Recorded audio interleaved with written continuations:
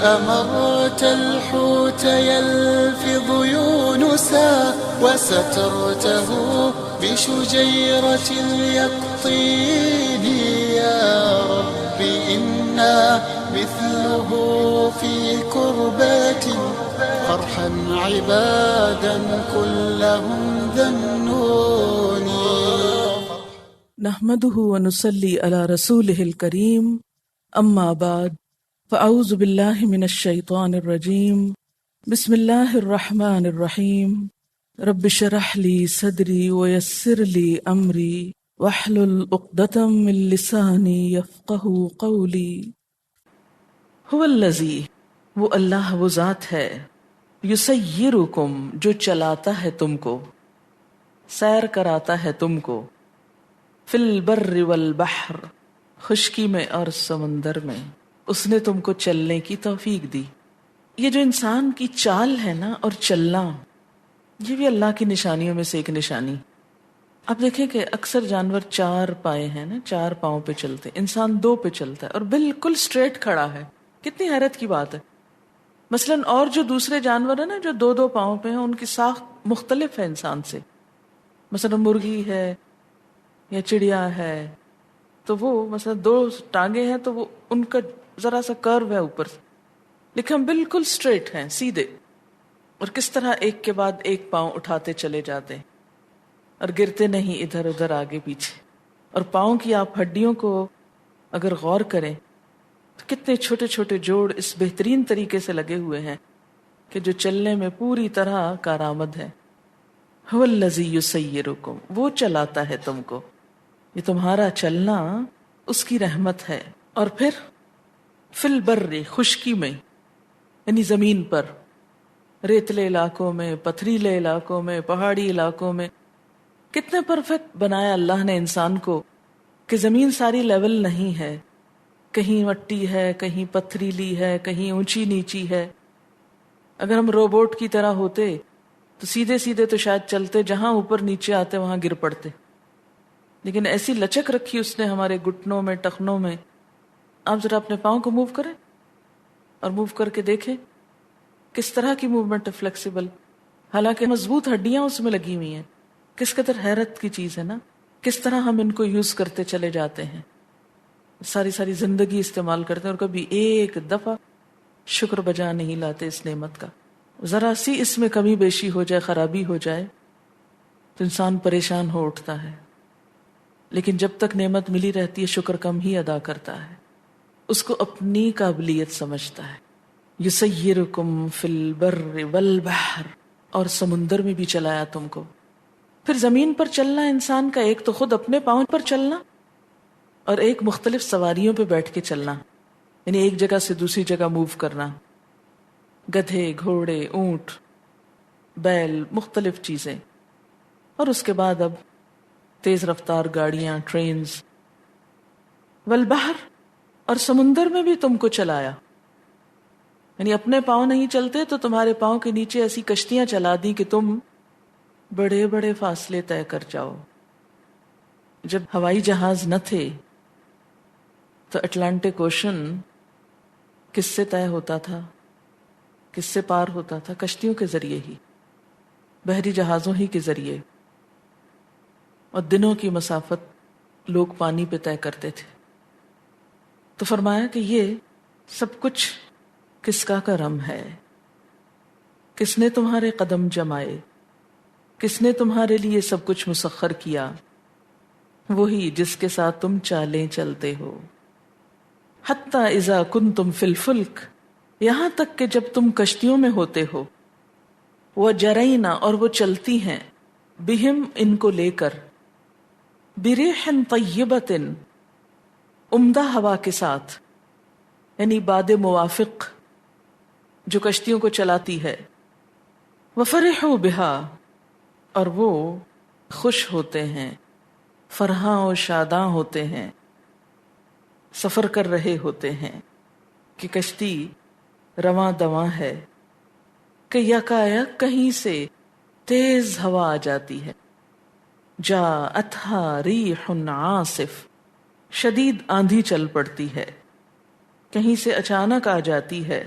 اور اس کی وجہ سے وجاءہم الموج من کل مکان، ہر طرف سے موجیں اٹھنے لگتی ہیں، آنے لگتی ہیں. وظنوا، اور وہ سمجھ لیتے ہیں. ظن کا لفظ آپ کو یاد ہوگا کہ ازداد میں سے ہے. گمان اور یقین، وہ خیال کرنے لگتے ہیں، یعنی بعض اوقات خیال ہوتا ہے اور بعض اوقات یقین ہو جاتا ہے. کس بات کا؟ انہم احیط بہم، کہ ان کو گھیر لیا گیا. اب یہ بھنور ان کو گھیر لے گا، یہ ہوا کی تیزی ان کو اپنے اندر سمیٹ لے گی. انہم احیط بہم، کہ ان کو گھیر لیا گیا، بالکل ایسے ہی جیسے کسی شہر کو دشمنوں کی فوج گھیر لیتی ہے، اپنی گرفت میں لے لیتی ہے. دعوا اللہ مخلصین لہ الدین، تو پکارنے لگتے ہیں اللہ کو خالص کرتے ہوئے اسی کے لیے دین کو.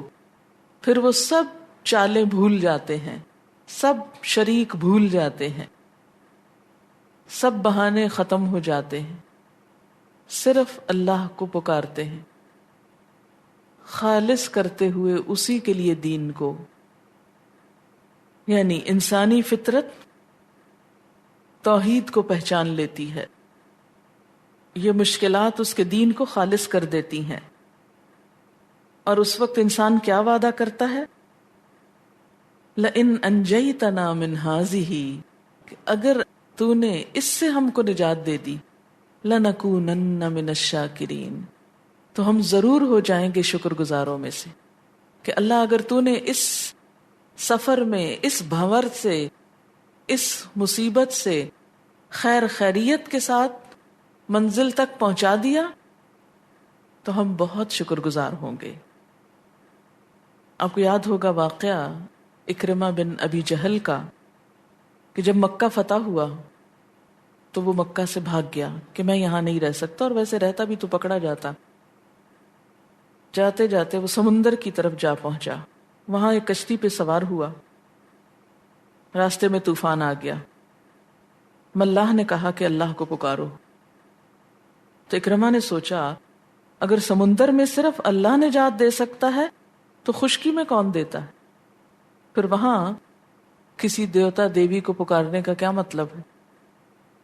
وہ تعصب کا، ضد کا، عداوت کا پردہ ہٹ گیا، اور اس مشکل گھڑی میں ایک دم وہ حقیقت کو پہچان گیا اور ارادہ کر لیا کہ اگر اللہ نے اس مشکل سے نجات دی تو میں مسلمان ہو جاؤں گا. اور واقعی کشتی سمندر کے کنارے آ لگی اور وہ فوراً واپس مکہ گئے اور مسلمان ہو گئے. لیکن بہت کم لوگ ہیں جو ایسے عہد پورے کرتے ہیں. عام طور پہ کیا ہوتا ہے، جب کوئی پریشانی آتی ہے ہم بڑی بڑی منتیں، نظریں مان لیتے ہیں. جب پریشانی ختم ہو جاتی ہے پھر کوئی بہانے ڈھونڈتے ہیں کہ اس سے کیسے نکلیں باہر، یہ بے وجہ کا بوجھ جو اپنے اوپر ڈال لیا ہے اس سے کیسے نجات حاصل کریں. فلما انجاہم، پھر جب وہ ان کو نجات دے دیتا ہے، اذا ہم یبغون فی الارض بغیر الحق، تو جب وہ زمین میں ناحق بغاوت کرتے ہیں، پھر سرکش ہو جاتے ہیں، پھر تکبر کرنے لگتے ہیں، وہ عاجزی زاری سب بھول بیٹھتے ہیں. اللہ تعالیٰ ایسے لوگوں کو پکارتے ہیں، یا ایھا الناس، اے لوگو، انما بغیکم علی انفسکم، بے شک تمہاری بغاوت تمہارے نفسوں پر پڑنے والی ہے، تمہاری اس بغاوت کا نتیجہ خود تمہیں کو بھگتنا ہے، تمہاری یہ سرکشی تم کو ہی نقصان دے گی، علی انفسکم، تم پہ پڑے گی. متاع الحیات الدنیا، دنیا کی زندگی کا فائدہ ہے. یہ سرکشی انسان کرتا کیوں ہے؟ دنیا کے چند فائدوں کی خاطر، دنیا کے چند مزوں کی خاطر. ثم الینا مرجعکم، پھر ہماری طرف تمہارا لوٹنا ہے، واپسی ہماری طرف ہوگی. فننبئکم، پھر ہم تم کو بتائیں گے، بما کنتم تعملون، جو کچھ تم عمل کرتے رہے ہو. کتنے دن آخر سرکشی کرو گے؟ کتنے دن اللہ کو ناراض کرو گے؟ کتنے دن یہ من مانی کرو گے؟ سوچنے کی بات ہے نا. کہ ہم اس دنیا میں اپنی مرضی کے مطابق جینا چاہتے ہیں، اللہ کی بات نہیں ماننا چاہتے. کوئی بھی ایسا عمل سوچ لیں کہ اللہ تعالیٰ کا حکم کچھ اور ہے اور ہم کچھ اور کر رہے ہیں. کوئی بھی چیز ہر ایک کو پتا ہوتا ہے اپنا اپنا، اور اپنا ہی جائزہ اپنے فائدے میں ہے. دوسروں کا جائزہ ہمارے فائدے میں نہیں، اپنا جائزہ اپنے فائدے میں ہے. تو انسان سوچے آخر کتنے دن اللہ سے بھاگوں گا اور کہاں تک بھاگ کے جاؤں گا، کس جزیرے میں، اور جہاں جاؤں گا کیا وہاں اللہ موجود نہیں؟ وہاں بھی تو وہ ہے. متاع الحیات الدنیا ثم الینا مرجعکم، واپسی ہماری طرف ہے. فننبئکم، پھر ہم بتائیں گے تم کو. کیا شک ہے میں اس پہ؟ اگر یقین ہو تو لازماً ہم اپنا رستہ بدل لیں، لازماً اپنے عمل میں تبدیلی پیدا کریں. ہماری ڈھٹائی کی اصل وجہ یہ ہے کہ ہم سمجھتے کوئی نہیں، ایسے ہی کہاں پوچھا جائے گا. لو اب اللہ تعالیٰ ایک ایک کو کھڑے کر کے تو اس سے پوچھنا شروع کر دیں گے. یہ نہیں ہونے کا. پھر یا تو آپ کا دل سچا ہے یا یہ آیت سچی ہے. فَنُنَبِّئُكُمْ، ہم بتائیں گے تم کو، بِمَا كُنْتُمْ تَعْمَلُونَ، جو کچھ تم عمل کرتے رہے ہو، تمہارے اعمال تم کو دکھائیں گے. انما مثل الحیات الدنیا، بے شک دنیا کی زندگی کی مثال کیسی ہے؟ کماء، پانی کی طرح. جس دنیا کے فائدے تم اٹھانا چاہتے ہو سرکشی کر کے، اللہ کو ناراض کر کے، وہ دنیا کیسی ہے؟ پانی ہے. کون سا پانی؟ انزلناہ من السماء، جسے ہم نے آسمان سے اتارا ہے، یعنی بارش کا پانی. کبھی بارش ہو تو اس مثال کو ضرور سوچیں کہ یہ بارش جو برس رہی ہے، دنیا کی زندگی بس ایسی ہی ہے.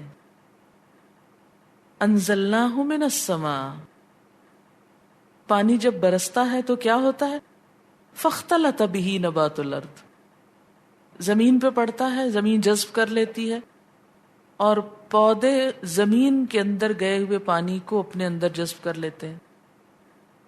فاختلط، مل جاتا ہے، بہ ساتھ اس کے، یا مل جاتی ہے اس کے ساتھ نبات الارض، زمین کی نباتات.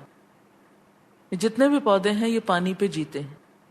وہ پانی پودوں کی شکل میں خوب رنگ روپ لاتا ہے. مما، اس میں سے، یأکل الناس، کچھ لوگ کھا جاتے ہیں، دوسروں کے کام آ جاتا ہے. والانعام، اور جانور کھا جاتے ہیں. حتی اذا اخذت الارض، یہاں تک کہ جب زمین پکڑ لیتی ہے کیا؟ زخرفہا، اپنی زینت، اپنی بہار، اپنی رونق، چمک دمک، بناؤ سنگھار. یہ سب معنی ہے زخرف میں. یعنی سبزہ جب زمین پہ لہلہاتا ہے تو زمین سج جاتی ہے. خالی مٹی والی جگہ، صحرائی علاقہ اور کسی بھی گرین لینڈ کا تصور کریں.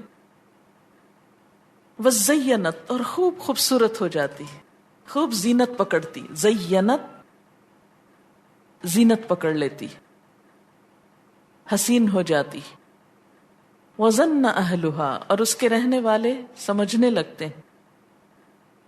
کیا سمجھنے لگتے ہیں؟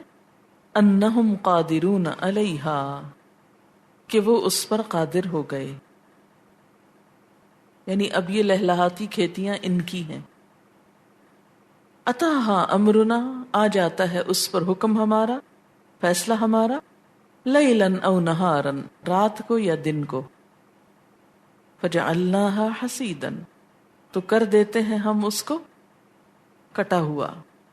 حصید بمانا محصود، کٹا ہوا.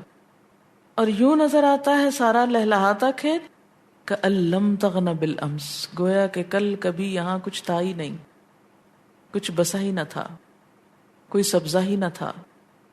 کذالک، اسی طرح، نفصل الآیات لقوم یتفکرون، ہم کھول کھول کے رکھتے ہیں آیات کو ان لوگوں کے لیے جو غور و فکر کرتے ہوں. تو چلیے غور و فکر کرتے ہیں. آپ دیکھیں کہ دنیا کی زندگی کو جب پانی سے تشبیہ دی گئی تو کیوں دی گئی؟ کنویں کے پانی سے کیوں نہیں تشبیہ دی گئی، یا دریا کے پانی سے کیوں نہیں دی گئی، بارش کے پانی سے کیوں؟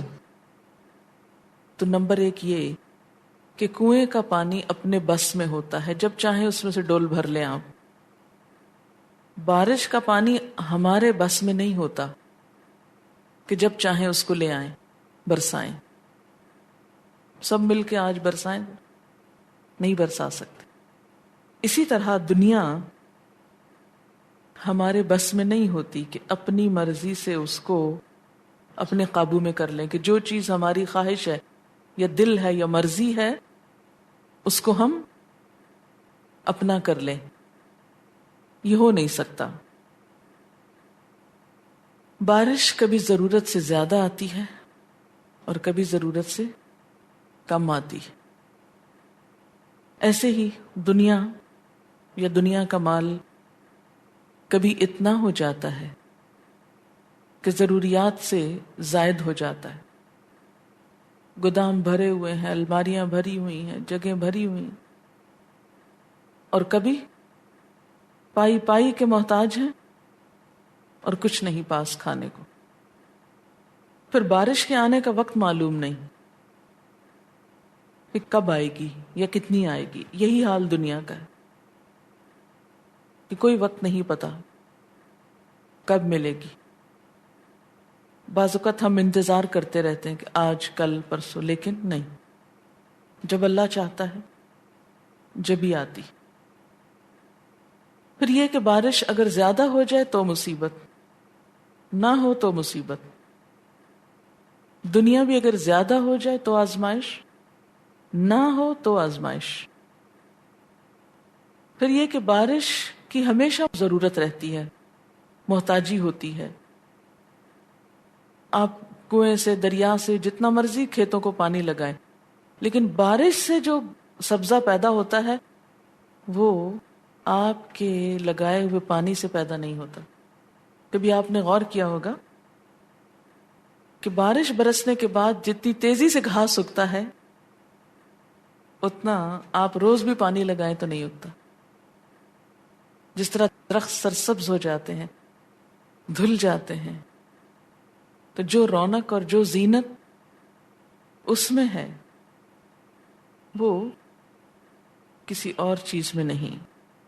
پھر یہ کہ بارش ہر جگہ برستی ہے لیکن فائدہ صرف اچھی زمین کو ہوتا ہے۔ دنیا بہت سے لوگوں کے پاس آتی ہے لیکن اس سے صحیح معنوں میں فائدہ اپنی آخرت کا صرف چند لوگ اٹھاتے ہیں۔ مال اللہ بہت سے لوگوں کو دیتا ہے لیکن ہر ایک کو خیر اور بھلائی کے کام میں خرچ کرنے کی توفیق نہیں ملتی، وہ چند لوگوں کو ہوتی ہے۔ انما مثل الحیات الدنیا کماء، پانی کی طرح، انزلناہ من السماء فاختلط به نبات الارض۔ مال دولت کا بھی یہی حال ہے کہ جب آتا ہے انسان مختلف چیزیں خرید لیتا ہے، کچھ کھانے کی، کچھ پہننے کی، کچھ رونق کی، کچھ خوبصورتی کی۔ ہر نئی نئی چیز بہت خوبصورت لگتی ہے، بہت دل کو لبھاتی۔ حتی اذا اخذت الارض زخرفها، یہاں تک کہ جب خوب ہر چیز چمک اٹھتی ہے، بہت دل کو بھانے لگتی ہے۔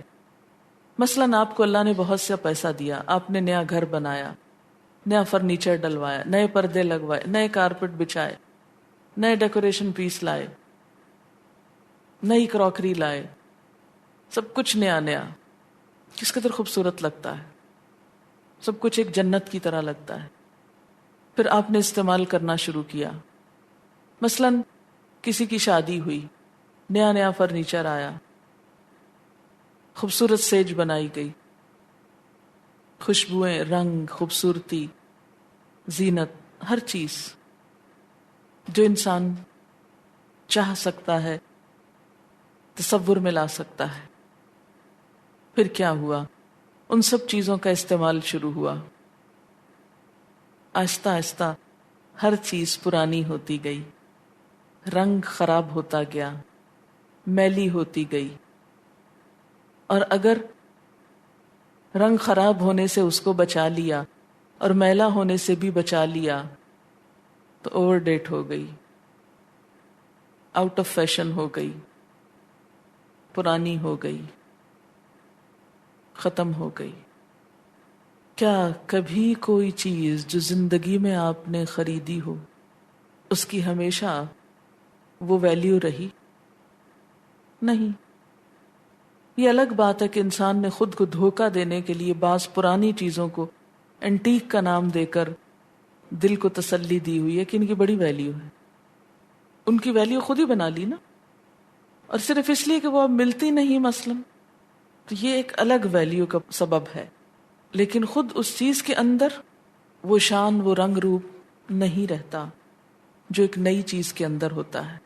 بچپن سے جب انسان جوانی کی طرف بڑھتا ہے کتنا خوبصورت اٹریکٹیو نظر آتا ہے، لیکن دن گزرتے جوانی ڈھلتے پتہ ہی نہیں چلتا اور انسان ایک بوجھ بن جاتا ہے جس کے صرف ختم ہونے کا انتظار ہونے لگتا ہے۔ ہر ایک کے کان اس پہ لگے ہوئے ہوتے ہیں کہ کب خبر ملے کہ وہ دنیا سے چلا گیا۔ بیزار ہونے لگتے ہیں لوگ کہ بس اب ان کو مزید جینا نہیں چاہیے۔ ہم سب کا یہی حال ہے یا ہونے والا ہے۔ حتی اذا اخذت الارض زخرفها وزینت وظن اہلها انہم قادرون علیہا، انسان کو جب سب کچھ ملتا ہے تو انسان سمجھتا ہے کہ یہ سب میرا ہے، اس پہ میرا اختیار ہے، میرا اقتدار ہے، میں جو چاہوں کروں، جیسے چاہوں استعمال کروں، یہ میرا۔ لیکن پھر کیا ہوتا ہے؟ اتاہا امرنا لیلا و نہارا، بعض اوقات پھر کچھ مس ہیپس بھی ہو جاتے ہیں، ایکسیڈنٹس ہو جاتے ہیں، یکا یک بھی وہ چیزیں چھن جاتی ہیں۔ زلزلے طوفانوں کی زد میں ہے انسان کہ جھنجھوڑ کے زمین رکھ دیتی ہے اور سب کچھ توڑ پھوڑ کے رکھ دیتی ہے۔ اور اب تو انسانوں نے خود اپنے ہاتھوں ایسی چیزیں ایجاد کر لی، ایسے بم اور ایسے اسلحے بنا لیے کہ جو انسانوں کا لمحوں میں خاتمہ کر کے رکھتے ہیں۔ اتاہا امرنا لیلا او نہارا، اور اس کے لیے دن کا یا رات کا انتظار نہیں ہوتا، کسی بھی وقت کوئی ناگہانی آفت اچانک آ سکتی ہے۔ فجعلناها حصیدا، ہم اس کو کٹی ہوئی کھیت کی طرح کر دیتے، جیسے سرسبز کھیت کو اگر کاٹ کے رکھ دیا جائے تو مرجھا جاتا ہے، اور کھیت کا مرجھانا اس کی موت ہوتا ہے۔ ہم سب کی بھی ایک موت کا دن ہے کہ جب انسان ہنستا کھیلتا بولتا اچانک مرجھا جاتا ہے، اچانک گردن پھینک دیتا ہے، سر ڈال دیتا ہے، جھک جاتا ہے۔ وہ گردن جو اکڑی رہتی ہے، وہ جو کسی کے آگے نہیں جھکتی، وہ جھک جاتی، وہ ڈھلک جاتی، جیسے کھیت کٹ جاتا ہے، جیسے پھول مرجھا جاتا ہے، ایسے ہی انسان کٹے ہوئے کھیت کی طرح فجعلناها حصیدا، بے بس۔ اور آج کل کی جو بیماریاں ہیں، کارڈیاک اریسٹ، ہارٹ اٹیکس، کبھی آپ نے اچانک فوت ہونے والے شخص کو دیکھا ہو، اچانک جو ہو جاتے ہیں تو انسان کے لیے یقین کرنا مشکل ہوتا ہے نا، ابھی تو بول رہا تھا، ابھی تو یہ کہہ رہا تھا۔ انسان اس کے ہاتھ کو چھو کے دیکھتا ہے، یہ بولتا کیوں نہیں؟ کہ لم تغن بالامس، گھر یوں ویران ہو جاتے ہیں گویا کل یہاں کوئی رہتا ہی نہ تھا۔ جس گھر میں ڈیتھ ہو جاتی ہے اس کمرے میں جانے کو دل نہیں چاہتا۔ کتنا کتنا عرصہ انسان ان ساری جگہوں سے ہیبت کھاتا ہے کہ لم تغن بالامس، اتنی ویرانی نظر آتی ہے کہ گویا کل یہاں سے کوئی گزرا ہی نہ تھا۔ کذالک، اسی طرح نفصل الآیات، ہم آیات کھول کھول کے بتاتے ہیں، لیکن کس کے لیے؟ لقوم یتفکرون، ان لوگوں کے لیے جو غور و فکر کریں، دنیا پہ غور و فکر کی نظر ڈالیں۔ اور یہ یاد رکھیں سبق، ایک دن واپسی ضروری ہے، صرف یہیں کے لیے سب کچھ نہ بناؤ، آگے کے لیے بھی کچھ تیار کرو۔ واللہ یدعو الی دار السلام، ایسی تباہی، ایسی بربادی، ایسی خاموشی، ایسی ویرانی کے موقع پر ایک پکار اٹھتی ہے، آؤ میرے گھر میں آ جاؤ۔ واللہ یدعو الی دار السلام، سلامتی کے گھر کی طرف ایک آواز آتی ہے، دار السلام، جہاں سلامتی ہی سلامتی ہے، جہاں پھر کسی کو نہیں مرنا، جہاں چیزیں پرانی نہیں ہوں گی، جہاں کوئی بے رونقی نہیں ہوگی، مکمل امن۔ اس کے لیے کچھ تیار کرو، اس کے لیے اللہ پکار رہا ہے۔ تم دنیا کے گھروں پہ مطمئن ہو گئے یہ سوچ کر کہ شاید یہ ہمیشہ تمہارے ہی رہیں گے اور تم ان میں ہمیشہ رہتے بستے رہو گے؟ نہیں، ان کی وجہ سے کسی تکبر میں مبتلا نہ ہونا، ان کی وجہ سے اللہ کو نہ بھولنا، ان کو پا کے تکبر میں مبتلا نہ ہونا کہ اپنے رب کی اطاعت نہ کر سکو، انسان کو انسان نہ سمجھ سکو۔ یہ سب کچھ جانے والا ہے، یہ دھوکے کا سامان ہے۔ اصل گھر تو وہ ہے دار السلام۔ واللہ یدعو الی دار السلام، اللہ دار السلام کی طرف بلا رہا ہے۔ وَيَهْدِي مَن يَشَاءُ إِلَى صِرَاطٍ مُسْتَقِيمٍ، اور رہنمائی کرتا ہے جس کی چاہتا ہے سیدھے راستے کی طرف۔ دار السلام کا راستہ صراط مستقیم ہے، جس کو اس گھر تک پہنچنا ہے اسے سیدھے راستے پہ چلنا ہوگا، مکر اور فریب سے بچنا ہوگا، اللہ کے ساتھ چال بازیاں چھوڑنی ہوں گی، جو وہ چاہتا ہے وہ کرتے چلے جانا ہوگا، اور جو ایسا کریں للذین احسنوا الحسنی، جو لوگ اچھا کریں ان کے لیے اچھائی ہے۔ للذین احسنوا الحسنی، نیکی کرو گے تو نیکی پاؤ گے، تمہارے اعمال خوبصورت ہوں گے تو تمہارا گھر بھی خوبصورت ہوگا، تم اچھائی کرو گے تو اچھا پاؤ گے، وزیادہ، اور زیادہ بھی ملے گا، صرف اچھائی کا بدلہ ہی نہیں اس سے بھی زیادہ ملے گا۔ اور وہ زیادہ کیا ہے؟ اللہ کی رضا، اللہ کا دیدار، جو اس خوبصورت گھر سے بھی زیادہ خوبصورت ہوگا۔ للذین احسنوا الحسنی وزیادہ، کیونکہ وہ مالک کائنات، بادشاہ کائنات کی طرف سے انعام ہوگا، وہ جو صرف نیکی کا بدلہ ہی نہیں زیادہ دیتا ہے۔ وَلَا يَرْهَقُ وُجُوهَهُمْ قَتَرٌ وَلَا ذِلَّةٌ، اور نہ چھائے گی ان کے چہروں پر کوئی سیاہی اور نہ ذلت، ان کے چہرے سیاہ نہ ہوں گے، ذلیل نہ ہوں گے، رسوا نہ ہوں گے۔ قطر اصل معنی ہوتا ہے دھوئیں جیسا ہونا، غبار، ایسا غبار جس پہ سیاہی چھائی ہوئی ہو، مثلاً ڈسٹ کے ساتھ ٹریفک کا دھواں بھی جو شامل ہو جائے تو آپ نے دیکھا ہوگا کہ گھر آ کر آپ جب دھوتے ہیں تو چہرے سے باقاعدہ کالی میل اترتی یا ہاتھوں سے، تو یہ اچھے بھلے رنگ کو بدنما کر دیتی ہے۔ یہ سب قیامت کے دن بھی مجرم لوگوں کے چہرے سیاہ ہوں گے۔ یوم تبیض وجوہ وتسود وجوہ، آل عمران میں پڑھا، جس دن کچھ چہرے سفید ہوں گے اور کچھ سیاہ ہوں گے، لیکن ان لوگوں کے چہروں پر کوئی سیاہی نہ ہوگی، نہ سیاہ دھواں ہوگا، نہ ذلت ہوگی، نہ کوئی شرمندگی ہوگی۔ اولئک اصحاب الجنہ، یہ جنت والے لوگ ہیں، ہم فیہا خالدون، اس میں وہ ہمیشہ رہنے والے ہیں۔ صحیح مسلم کی روایت ہے کہ اذا دخل اہل الجنت الجنت، جب جنت والے جنت میں داخل ہو جائیں گے، قال اللہ تعالی، اللہ تعالیٰ فرمائیں گے، اتریدون شیئا ازیدکم، کیا تم کوئی چیز چاہتے ہو کہ میں تم کو زیادہ دوں؟ فیقولون، تو کہیں گے، الم تبیض وجوہنا، کیا آپ نے ہمارے چہروں کو سفید نہیں کر دیا؟ الم تدخلنا الجنہ، کیا آپ نے ہم کو جنت میں نہیں داخل کر دیا اور جہنم سے بچا نہیں لیا؟ اس پر اللہ تعالیٰ اپنا حجاب اٹھائیں گے، فیکشف الحجاب، اپنا نقاب اٹھا دیں گے، اور اس کو دیکھ کر جنت والوں کو اس سے بڑھ کر کوئی چیز خوبصورت نہ لگے گی۔